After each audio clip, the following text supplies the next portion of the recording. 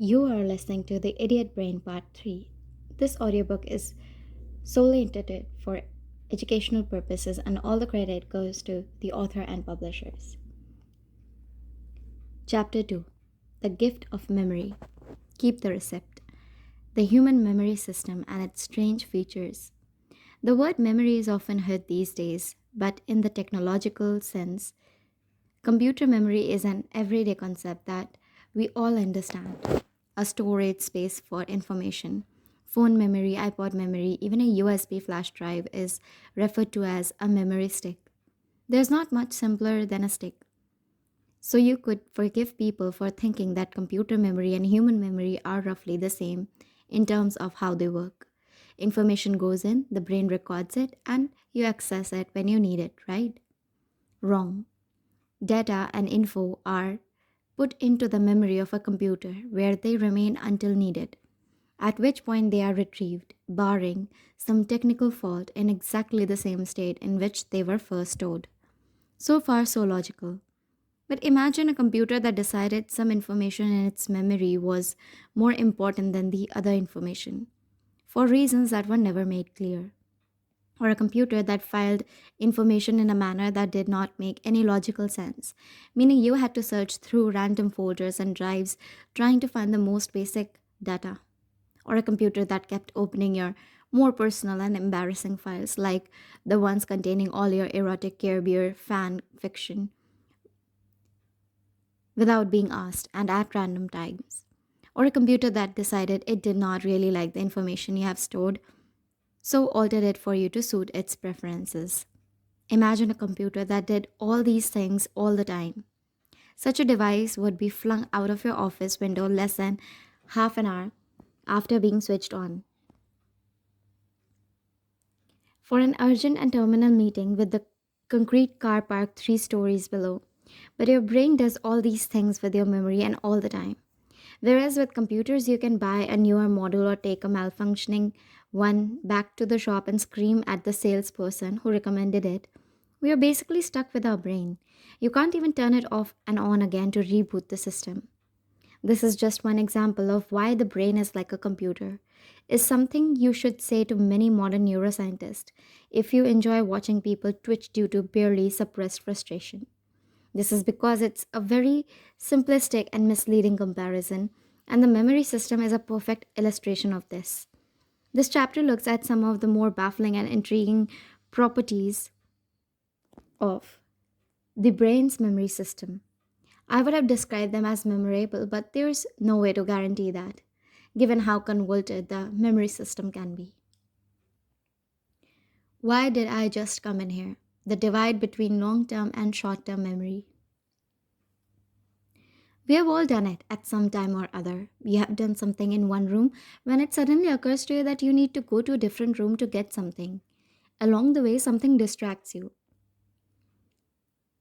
Something distracts you, a tune on the radio, someone saying something amusing as you pass, or suddenly figuring out a plot twist in a TV show that's been bugging you for months. Whatever it is, you reach your destination and suddenly you have no idea why you decided to go there. It's frustrating, it's annoying, it's time wasting. It's one of the many quirks thrown out by the surprisingly complex way the brain processes memory.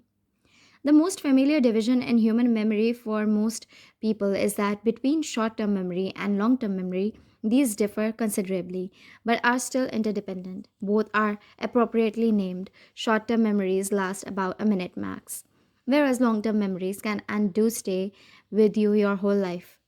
Anyone referring to something they recall from a day or even a few hours ago as short term memory is incorrect. That's long term memory. Short term memory doesn't last long, but it deals with actual conscious manipulation of information. The things we are currently thinking about, in essence. We can think about them because they are in our short term memory. That's what it's for. Long term memory provides copious data to avoid and aid our thinking. But it's short term memory that actually does the thinking. It will surprise many to find the capacity of short term memory is so small. Current research suggests the average short term memory can hold a maximum of 4 items at any one time. If someone is given a list of words to remember, they should be able to remember only 4 words. This is based on numerous experiments where people were made to recall words or items from a previously shown list and, on average, could recall only four with any certainty. For many years, the capacity was believed to be 7 plus or minus 2. This was labeled as the magic number or Miller's law, as it was derived from 1950s experiments by George Miller. However, refinements and reassessment of legitimate recall and experimental methods have since provided data to show the actual capacity is more like 4 items. The use of the vague term item isn't just poor research on my part. What actually counts as an item in short term memory varies considerably. Humans have developed strategies to get around limited short time memory capacity and maximize available storage space. One of these is a process called chunking, where a person groups things together into a single item or chunk to better utilize their short term memory capacity. If you were asked to remember the word smells, mum, cheese, off, and your, that would be 5 items. However, if you asked to remember the phrase, your mum smells of cheese, that would be 1 item, and a possible fight with the experimenter. In contrast, we don't know the upper limit of the long term memory capacity as nobody has lived long enough to fill it. But it's obscenely capacious. So, why is short term memory so restricted? Partially because it's constantly in use. We are experiencing and thinking about things at every waking moment, which means information is coming and going at an alarmingly speedy rate. This isn't somewhere that's going to lend itself well to long term storage, which requires stability and order. It would be like leaving all your boxes and files in the entrance of a busy airport. Another factor is that short term memories don't have a physical basis. Short term memories are stored in specific patterns of activity in neurons. To clarify, neuron is the official name for brain cells or nerve cells, and they are the basis for the whole nervous system. Each one is essentially a very small biological processor capable of receiving and generating information in the form of electrical activity across the cell membranes that give it structure, as well as forming complex connections with other neurons. So, short term memory is based on neuronal activity in the dedicated regions responsible, such as the dorsolateral prefrontal cortex and the frontal lobe. We know from brain scanning that a lot of the more sophisticated thinking stuff goes on in the frontal lobe. Storing information and patterns of neuronal activity is a bit tricky. It's a bit like writing a shopping list in the foam on your cappuccino. It's technically possible, as the foam will retain the shapes of words for a few moments, but it's not got any longevity and hence can't be used for storage in any practical sense. Short term memory is for rapid processing and manipulation, and with constant influx of information, anything unimportant is ignored and quickly overwritten or allowed to fade away. This isn't a foolproof system. Quite often, important stuff gets bumped out of short term memory before it can be properly dealt with, which can lead to the why did I just come in here scenario. Also, short term memory can become overtaxed, unable to focus on anything specific while being bombarded with new information and demands. Ever seen someone amid some hubbub, with everyone clamoring to be heard, suddenly declare, I can't think with all this going on? That's they're speaking very literally. Their short term memory isn't equipped to cope with that workload. Obvious question. If the short term memory where we do our thinking has such a small capacity, how the hell do we get anything done? Why aren't we all sitting around trying and failing to count the fingers on one hand? Luckily, short term memory is linked to long term memory, which takes a lot of pressure off. Take a professional translator, someone listening to long, detailed speech in one language and translating it into another in real time. Surely, this is more than short term memory can cope with. Actually, it isn't. If you were asking someone to translate a language in real time while actually learning the language, then yes, that would be a bit ask. But for the translator, the words and structure of the languages are already stored in long term memory. Short term memory has to deal with the order of the words and the meaning of the sentences, but this is something it can do, especially with practice. And this short term long term interaction is the same for everyone. You don't have to learn what a sandwich is every time you want a sandwich, but you can forget that you wanted one by the time you get to the kitchen. There are several ways information can end up as a long term memory. At a conscious level, we can ensure that short term memories end up as long term memories by rehearsing the relevant information, such as a phone number of someone important. We repeat it to ourselves to ensure we can remember it. This is necessary because rather than patterns of brief activity like short term memories, long term memories are based on new connections between neurons supported by synapses, formation of which can be spurred on by doing something like repeating specific things you want to remember. Neurons conduct signals known as action potentials along with their order of transmitting information from the body to the brain or vice versa, like electricity along a surprisingly squidgy cable.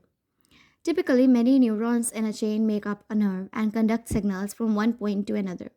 So, signals have to travel from one neuron to the next in order to get anywhere. The link between two neurons is a synapse. It's not a direct physical connection, it's actually a very narrow gap between the end of one neuron and the beginning of another.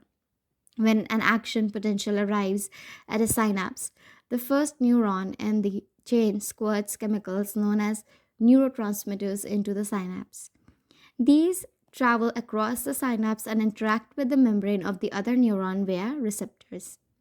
Once a neurotransmitter interacts with a receptor, it induces another action potential in this neuron, which travels along to the next synapse, and so on. There are many different types of neurotransmitter, as we'll see later. They underpin practically all the activity of the brain, and each type of neurotransmitter has specific roles and functions. They also have specific receptors that recognize and interact with them, much like security doors that will open only if presented with the right key, password, fingerprint, or retinal scan. Synapses are believed to be where the real information is held in the brain.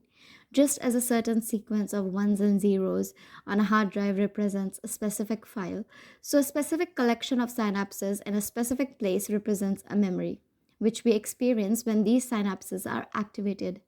So these synapses are the physical form for specific memories, just like certain patterns of ink on paper become when you look at them words that make sense in a language you recognize. Similarly, when a specific synapse becomes active, the brain interprets this as a memory. This creation of a new long term memory by forming these synapses is called encoding, the process where the memory is actually stored in the brain. Encoding is something the brain can do fairly quickly but not immediately. Hence, short term memory relies on less permanent but more rapid patterns of activity to store information. It doesn't form new synapses, it just triggers a bunch of essentially multi purpose ones. Rehearsing something in short term memory keeps it active long enough to give the long term memory time to encode it. But this rehearsing something until I remember it method isn't the only way we remember things. And we clearly don't do it for everything we can remember. We don't need to. There's strong evidence to suggest that nearly everything we experience is stored in the long term memory in some form. All of the information from our senses and the associated emotional cognitive aspects is relayed to the hippocampus and the temporal lobe. The hippocampus is a highly active brain region that is constantly combining the never ending streams of sensory information into individual memories. According to a great wealth of experimental evidence, the hippocampus is the place that the actual encoding happens. People with a damaged hippocampus can't seem to encode new memories.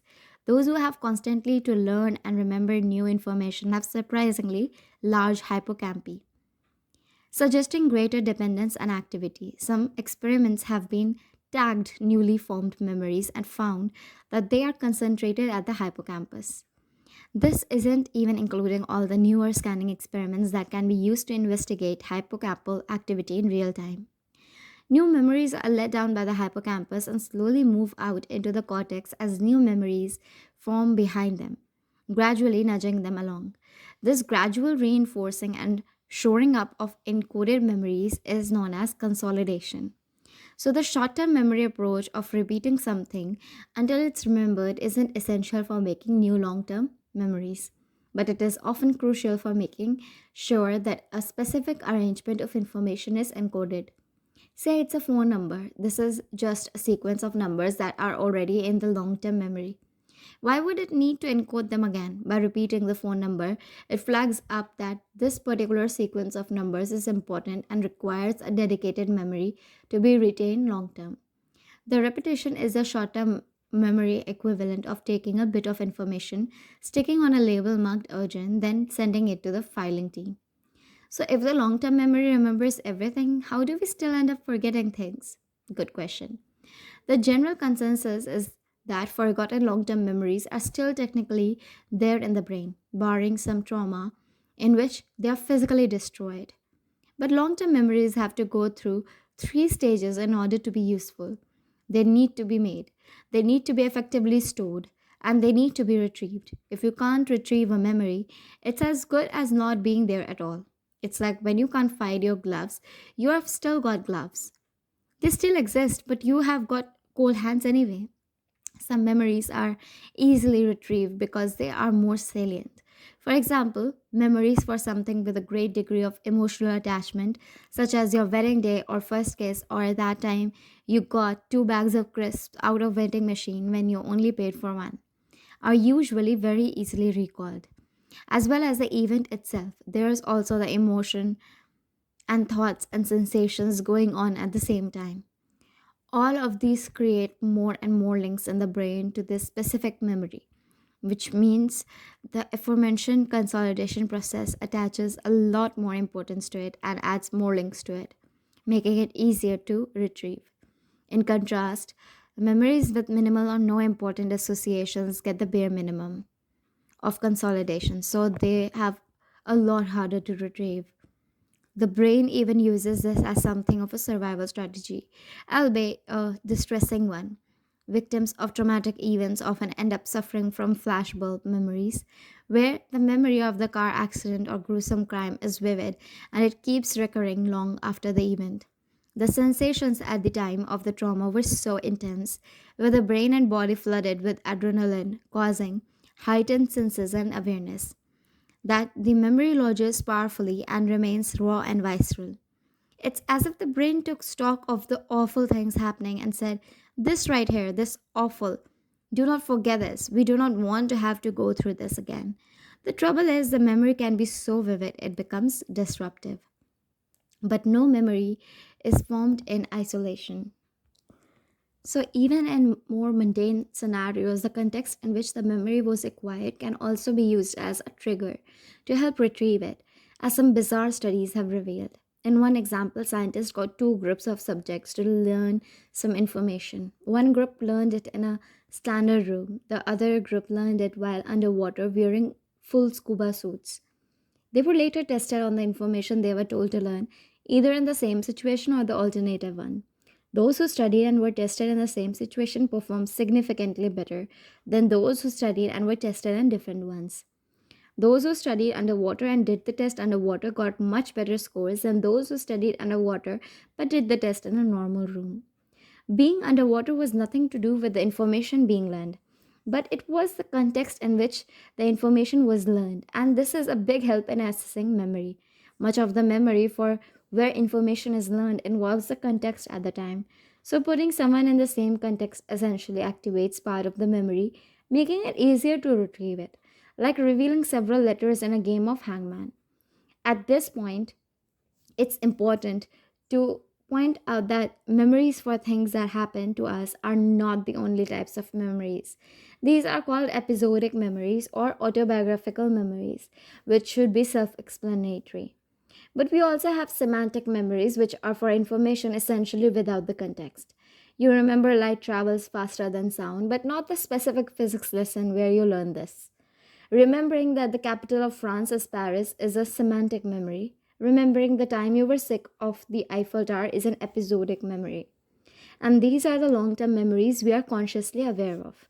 There's a whole swath of long term memories that we don't need to be aware of, like abilities we have without thinking about it, such as driving a car or riding a bike. These things are called procedural memories, and we won't go into them any further because you will start thinking about them, and that might make it harder to use them. In summary, short term memories is fast, manipulative, and fleeting, whereas long term memory is persistent, enduring, and capacious.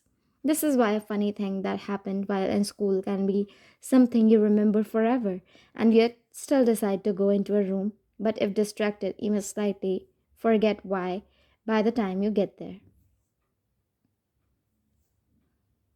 Hey, it's you from the thing that time. The mechanisms of why we remember faces before names. You know that girl you went to school with?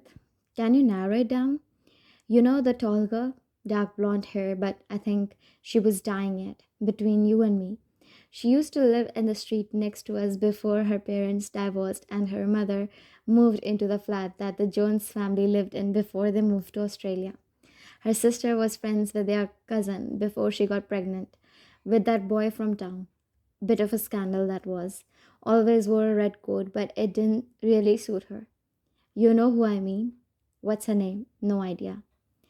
I've had countless conversations like this with my mother, gran, or other family members. Clearly, there's nothing wrong with their memory or grasp of detail. They can provide personal data about someone that would put a Wikipedia page to shame. But so many people say they struggle with names even when they are looking directly at the person whose name they're trying to recall. I've done this myself. It makes for very awkward wedding ceremony. Why does this happen? Why can we recognize someone's face but not their name? Surely both are equally valid ways of identifying someone. We need to delve a bit deeper and into how human memory works to grasp what's really going on. Firstly, faces are very informative. Expressions, eye contact, mouth movements, these are all fundamental ways humans communicate. Facial features also reveal things that can be used to recognize a person. So much so that the human brain has seemingly evolved several features to aid and enhance facial recognition and processing, such as pattern recognition and a general predisposition to pick out faces in random images. Compared to all this, what has someone's name got to offer?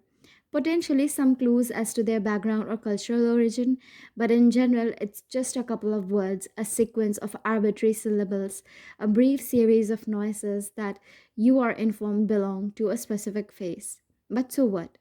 As we have seen, for random piece of conscious information to go from short-term memory to long-term memory, it usually has to be repeated and rehearsed. However, you can sometimes skip this step, particularly if the information is attached to something deeply important or stimulating, meaning an episodic memory is formed. If you meet someone and they are the most beautiful person you have ever seen and you fall instantly in love, you'd be whispering the object of your affection's name to yourself for weeks. This doesn't usually happen when you meet someone. So, if you wish to learn someone's name, the only guaranteed way to remember it is to rehearse it while it's still in your short term memory. The trouble is, this approach takes time and uses mental resources. And as we saw from the why did I just come here example, something you're thinking about can be easily overwritten or replaced by the next thing you encounter and have to process. When you first meet someone, it's extremely rare for them to tell you their name and nothing else. You are invariably going to be involved in a conversation about where you are from, what you do for work, hobbies, what they arrested you for, that sort of thing. Social etiquette insists we exchange pleasantries on first meeting, but every pleasantry we engage in with a person increases the odds of the person's name being pushed out of short term memory before we can encode it. Most people know dozens of names and don't find it takes considerable effort each time you need to learn a new name. This is because your memory associates the name you hear with the person you are interacting with. So, a connection is formed in your brain between person and name. As you extend your interaction, more and more connections with the people and their name are formed. So, conscious rehearsing isn't needed. It happens at a more subconscious level due to your prolonged experience of engaging with the person. The brain has many strategies for making the most of short term memory, and one of these is that you are provided with a lot of details in one go. The brain's memory systems tend to emphasize the first thing you hear and the last thing you hear. So, a person's name will probably get more weight in general introductions if it's the first thing you hear. There's more. One difference between short and long term memory, not discussed so far, is that they both have different overall preferences for the type of information they process. Short term memory is largely oral, focusing on processing information in the form of words and specific languages sound. This is why you have an internal monologue and think using sentence and language rather than a series of image like film. Someone's name is an example of oral information. You hear the words and think of it in terms of the sounds that form them.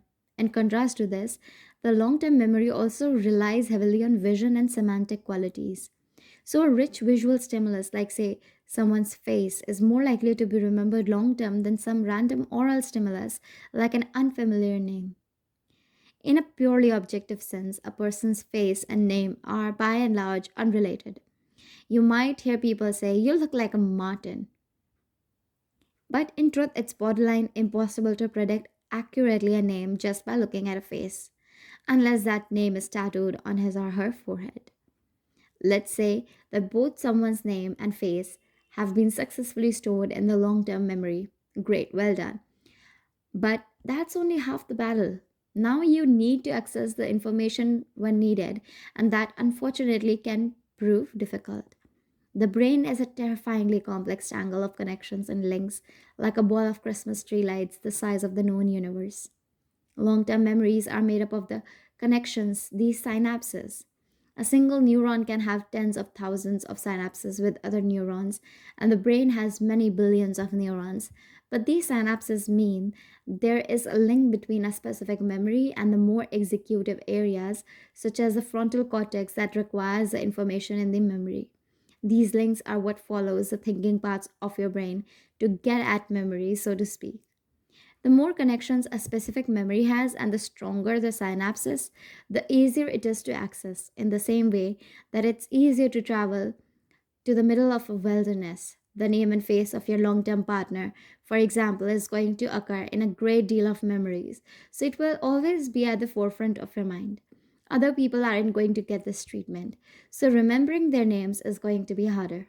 But if the brain has already stored someone's face and name, why do we still end up remembering one and not the other? This is because the brain has something of a two-tier memory system at work when it comes to retrieving memories, and this gives rise to a common yet infuriating sensation: recognizing someone but not being able to remember how or why or what their name is. This happens because the brain differentiates between familiarity and recall. To clarify, familiarity is when you encounter someone or something and you know you have done so before, but beyond that, you have got nothing. All you can say is this person or thing is already in your memories. Recall is when you can access the original memory of how and why you know this person. Recognition is just flagging up the fact that the memory exists. The brain has several ways and means to trigger a memory, but you don't need to activate a memory to know it's there. You know, when you try to save a file onto your computer and it says the file already exists? It's a bit like that. All you know is that the information is there, you can't get at it yet. You can see how such a system would be advantageous. It means you don't have to dedicate too much precious brain power to figuring out if you have encountered something before. And in the harsh reality of the natural world, anything that's familiar is something that didn't kill you. So you can concentrate on newer things that might. It makes evolutionary sense for the brain to work this way, given that a face provides more information than a name. Faces are more likely to be familiar, but this doesn't mean it's not intensely annoying for us modern humans who regularly have to make small talk with people we are certain we know but can't actually recall right now. That's a part most people can relate to, the point where recognition turns to full on recall. Some scientists describe it as recall threshold, where something becomes increasingly familiar until it reaches a crucial point and the original memory is activated. The desired memory has several other memories linked to it, and these are being triggered and cause a sort of peripheral or low level stimulation of the target memory, like a darkened house being lit by a neighbor's firework display. But the target memory won't actually activate until it's stimulated above a specific level or threshold. You have heard the phrase, "it all came flooding back," or you recognize the sensation of a quiz question being on the tip of your tongue before it suddenly occurs to you. That's what's happening here. The memory that caused all this recognition has now received enough stimulation and is finally activated. The neighbors' fireworks have woken those living in the house and they are turned all the lights on. So all associated information is now available. Your memory is officially jogged. The tip of your tongue can resume its normal duties of tasting things rather than providing an unlikely storage space for trivia. Overall, faces are more memorable than names because they're more tangible, whereas remembering someone's name is more likely to require full recall than simple recognition. I hope this information means that you will understand that if we ever meet for a second time and I don't remember your name, I'm not being rude. Actually, in terms of social etiquette, I probably am being rude. But now at least you know why. Thank you for listening.